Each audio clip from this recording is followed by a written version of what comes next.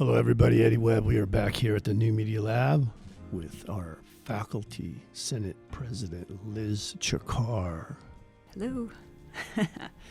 We hope you guys are doing well out there. And we're just going to continue our conversation here. Our purpose today was to try to get some good information out for folks, not only to finish this year, but to maybe we'll get into a little bit of what next year would look like with possible budget cuts to the school and how we have time to find some money laying around on the couch somewhere.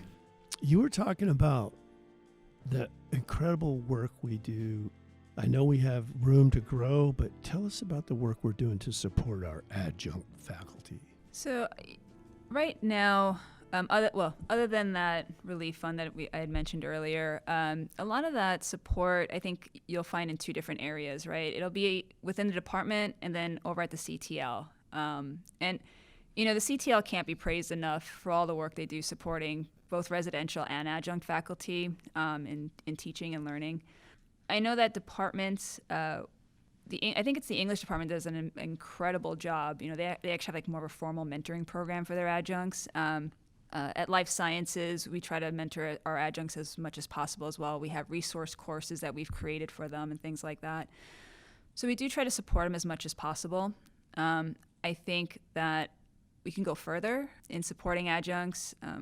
For those of you who have seen the new faculty agreement coming out, there are plans, it's written in there that adjuncts will have sort of a pay grade kind of step. You know, that's a district sort of guidance. It's something that a college specifically can do, but I really do hope that we can actually support our adjuncts financially more appropriately for all the work that they do for us, right?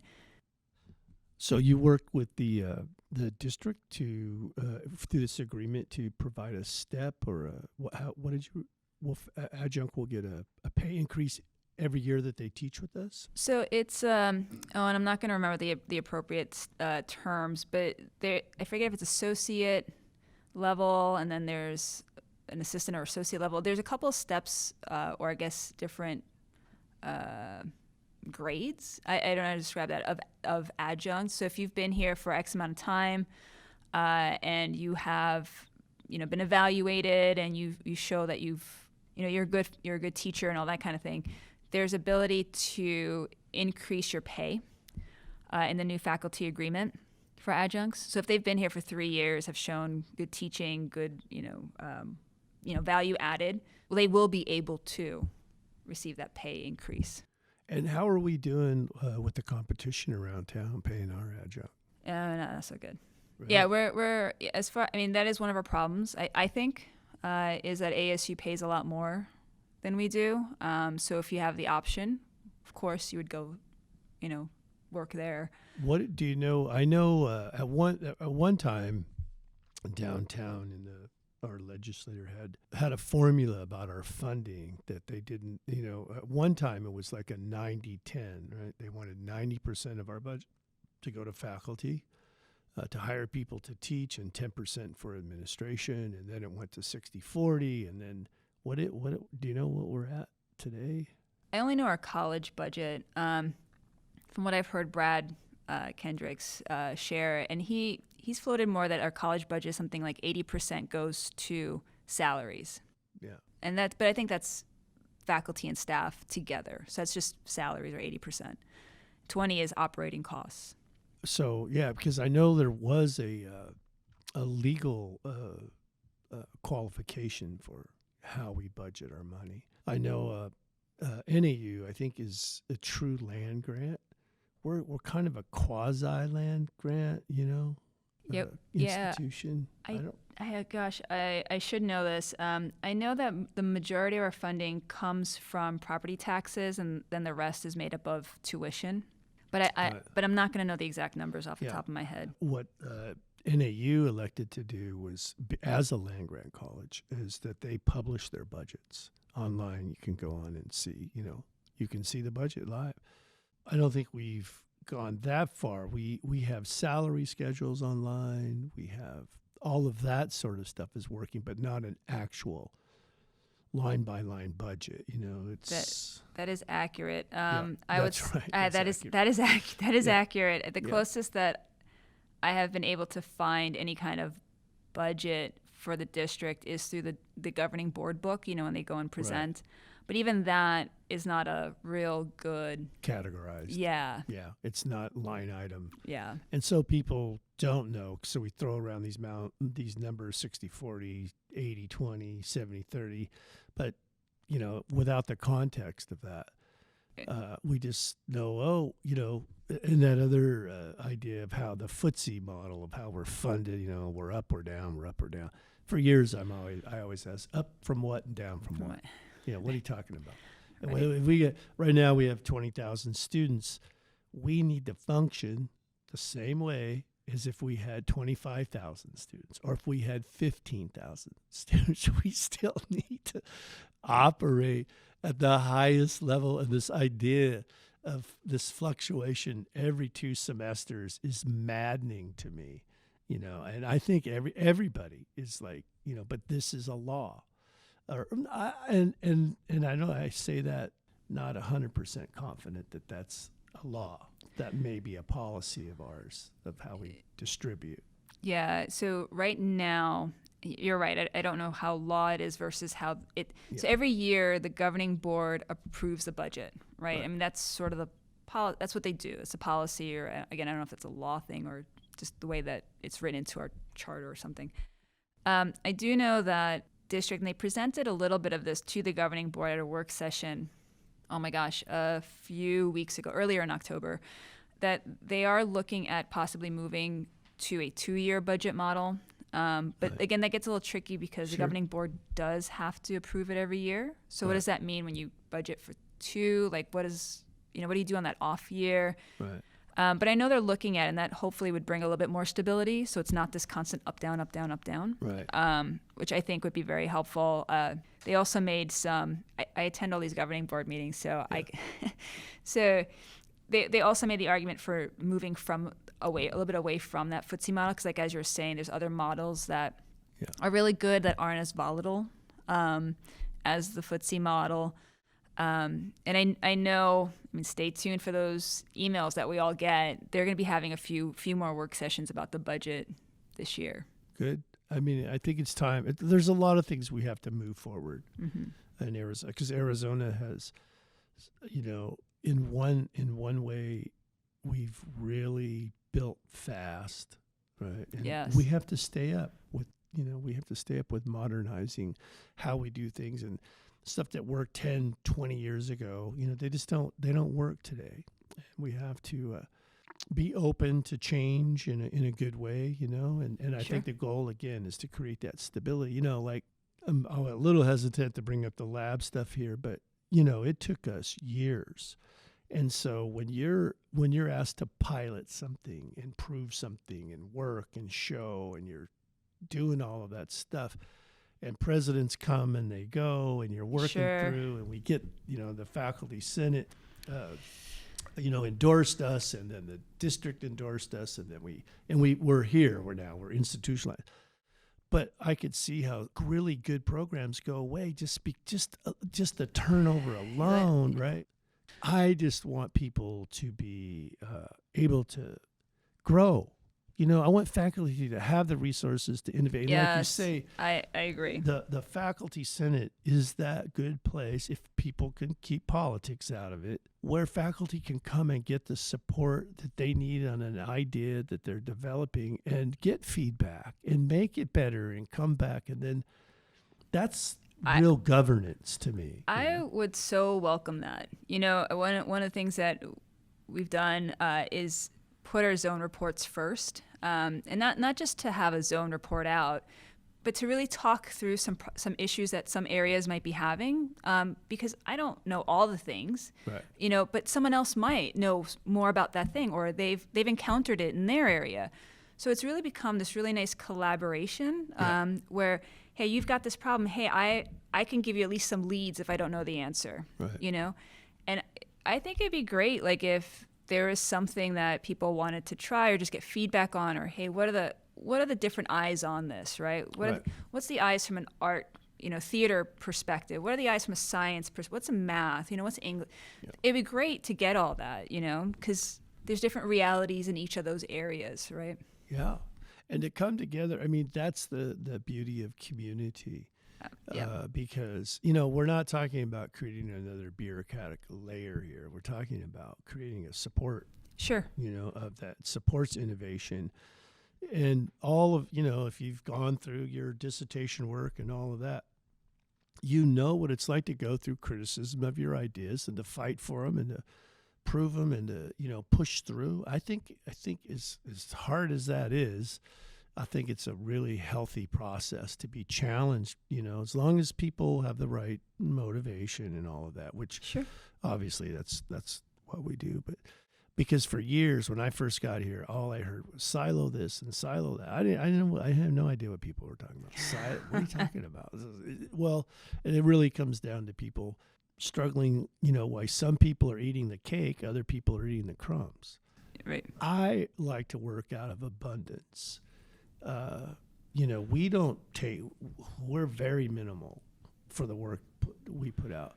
I think that people, if there is enough that we don't have, that everybody can have a opportunity to contribute and to reach their potential, as whatever field you are here. And I like to work out of abundance, because that working out of lack, people, the students pick up on that. They can see when we're struggling, and I'd like for that. I don't know how you change that. And I don't know to the degree, the intensity that actually is around. I mean, maybe it's just here and there and everybody is doing well. But I think, again, the faculty senate has that potential to be that center. Sure. Right.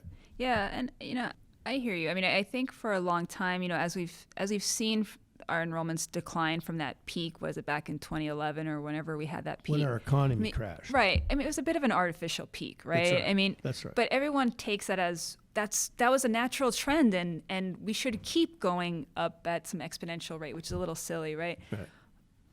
And not build any new buildings. No more building. No more. I think we're finally realizing that we can't survive by constantly cutting, right? That's right.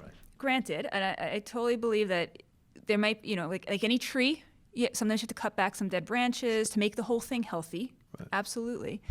And you should be careful. You don't just do it willy-nilly, right? But at some point, you have to actually give nourishment, right? You have to invest, right? If we keep cutting, we're just going to keep cutting down into nothing. That's right. We need to start looking at how can we build, right? How can we invest? That's right. It's not spending. It's not like spending money. I expect a return on this investment, right? We're going to invest so that we can grow, right?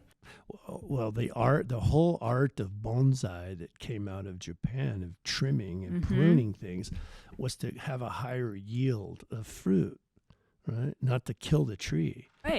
Right. So, yeah, and I don't know that we've had people in our particular leadership that have those types of skills. When you're the only game in town, you can be a little bit lazy on some of those areas, but we're not the only game in town now, and we need some talent out there recruiting, and again, creating that. This is what excites me, right? Is creating the whole picture of, we take programs and make those a destination for people. Like, hey, man, there's this faculty person or this program over at MCC. They're kicking butt, right? And it's exciting, right? That we don't do that enough of that part, I would really like to see more of that. Yeah, excitement. 100% agree. 100% agree. I think for a long time, we were lucky. We didn't have a lot of private universities and stuff around. Until all of a sudden they kind of showed up. Yeah.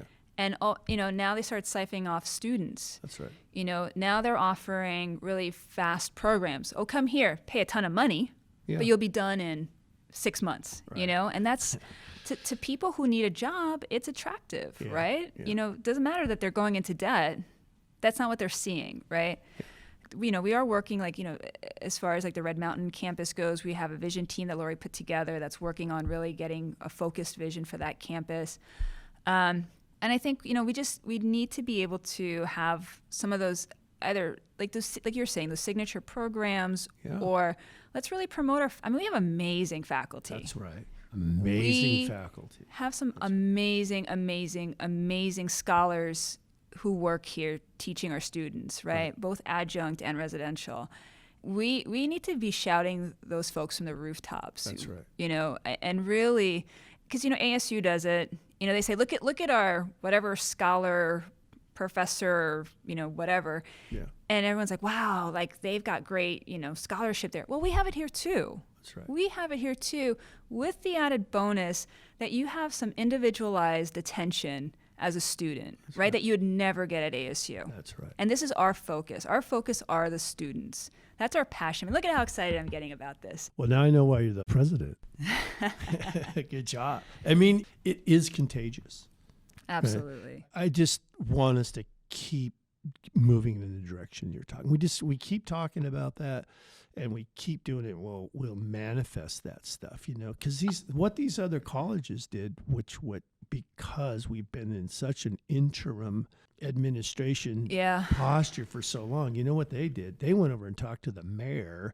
They went over and talked to the Chamber of Commerce, and they got them on board. Like, we want to come here and start this college, and there's enough students in the Valley, and they, and they partner. And now ASU is taking a lot of what we do here in the New Media Lab. We're building a whole big building institution around the media arts like this. And we've been over here going, hey, there's two of us, you know what I mean? We could make this a college like that, a destination, and compete with those guys, because we've got, like you say, we have serious talent. If for anybody listening that we have some serious talent over here at Mesa Community College. We have scholars and faculty who have very committed to their discipline. And like you say, the other part of it is the access to teaching. Like when I came from UC Davis. I was at ASU, UC Davis, and then here. And what I learned in my first year and a half was a lot of my teaching now is about teaching students how to be students. Mm-hmm. You don't get that at ASU. No. If you walk into a room, there's 200 people, and it's, hey, everybody for themselves. Absolutely. I can't I teach the anatomy and physiology classes, and those are giant lecture hall classes at universities. Right. And I mean, the students, let me just say this. I taught those labs at ASU when I was a grad student. Coming here, I was impressed by our facilities are better. Right. Our facilities are actually better than what they have at the university. Right. So I think they have the name, so people just assume that it's better there. Well, look, ASU's big. It's got all this money. Of course they have the biggest, best. Not necessarily for all their classrooms, not necessarily for all their classes. We have incredible, again, I can't go back to this enough. We have incredible scholars, incredible faculty who their real focus is teaching. That's right. Right? I mean, and they will bend over backwards to make sure that students understand, and not only just understand, but if they look at I know that we have faculty that when they look out into a classroom and they see a student there that looks like they're struggling, not just to learn the material, but just looks like they're not having a good day, they're going to go up to them and say, what's going on? How can I help you? These are services that we have available. Let me walk you over to. You would never, ever get that kind of attention, instruction, or care at a university. Right. You just wouldn't. Yeah, no, this is one of the reasons I came here, because it's a real teaching institution. And there's been over the years, I think maybe I should go back to a research institution, but it's the students that I miss. It's the students why I stay here. And even with the criticism, I mean, we're public people. If you can't take some lumps here and there publicly, then you probably shouldn't be a teacher. But Eddie, we've got the best students. That's right. You know what? Yeah. We've got the best students. Again, when I first came here, the thing that impressed me were, other than like the facilities, were the students. Yeah. I was so impressed. Like, these are folks that are coming from another job. These are folks that have a family. They've had experiences. They come to class and they have great questions. It is exciting to talk to your students. Sometimes you learn from them You know, things that, you know, they'll ask you these great questions and you're like, wow, I didn't even think of that. Or like, hey, at work, we have this thing, you know, what does that mean? And you're like, I don't know. Let's figure it out together though. Yeah. The best students, the best students. And you know what gets me jazzed about like some of my students? The ones that will study with their kids, right? And they're like, my kids, they're like learning the bones, or, you know, they're learning the things faster than I am. You know, they love it and they get excited because their kids are getting excited and they're doing it as a family. Right. Like that is just awesome. Yeah. I just think that's awesome. 53% of our students are first generation students. And that has to get anyone excited about. And what you're talking about, what we're talking about now for our listeners is that transition point from being a teacher actually to an educator. Mm-hmm. You become an educator. And the most valuable resource in the classroom are the students. Absolutely. And when I learned that, right, when I stopped being a teacher and started becoming an educator, where I no longer have any of that kind of pressure of like sage on the stage, or I have to know everything, or I can't make a mistake in front of my man. And and I think our students appreciate the fact when I just tell them, hey, look, you know, I'm going to make mistakes. I don't know everything. I don't want to, you know, but I'll give you, I'll come every day and I'll empty my tank every day. I'll match your intensity. And we have such a good time. And I know that, as you say, we have so many faculty that bond with their students, and the students, we have a real community call. We have something special going, and we have to, we gotta protect that. And I think business leaders, I think religious leaders, I think political leaders recognize our worth. Absolutely. And let me just give a little shout out to our staff too, you know, because that's the other thing that I find, again, how we differ from university. I find that like our staff also makes those connections with students. Like our lab techs will make connections to students. That's our tutors make connections to the students. People in enrollment services do. And again, we're not in this alone as faculty. And again, but if you went to university, those folks don't make those kinds of connections. No. There's too many people coming in and out of their doors. Yeah. So I mean, it's all of us working together to really support our students. And like you said, it's a community feel. We are a community college. Right. We're here for the community. Yeah. I think that our brightest years are ahead. I think that once we sort of, and even with all, and I think it's a testament to faculty and leadership because of the interim culture we have had for so many years of people moving in and coming in and going out, and we've just kept the ship on moving. Absolutely, Eddie, like you just said something really important. I mean, we have had a lot of overturn in our leadership structure, in our administrative structure. You're absolutely right. The one thing that has kept this place going has been our faculty, and again, and staff, of course, because I don't ever want to say that's just us. It's all about us. But it's our. But we were the constants, right? We were the boots on the ground. Were the constants that no matter what. Like you were saying, like a new person kind of coming in had a new agenda, and then they were gone, and now another person comes in and they're gone. Before anything really sticks, we were the ones that kept going forward, that kept, teaching students, that kept making sure that students were, successful as best as we can, right? Yeah, we got a good thing going on, and we want to thank you for being here today. This has been real exciting. We've had a lot of topics coming through here. We've been doing social justice. Next week we have some other social justice stuff on privilege, and we need to talk about those. But this here is the center where we need to be always, and it is contagious, to be together and to. So we're here at the New Media Lab, and we're talking to Faculty Senate President Liz Csikar, who is doing some remarkable work, her and her senators, for Mesa Community College. We want to thank you all for listening. Remember, always take care of each other out there. And Liz, you want to say so long to everybody? Thank you so much, Eddie, for having me, and thank you all for listening. Yeah. All right, you guys, take care of each other out there. We'll see you soon.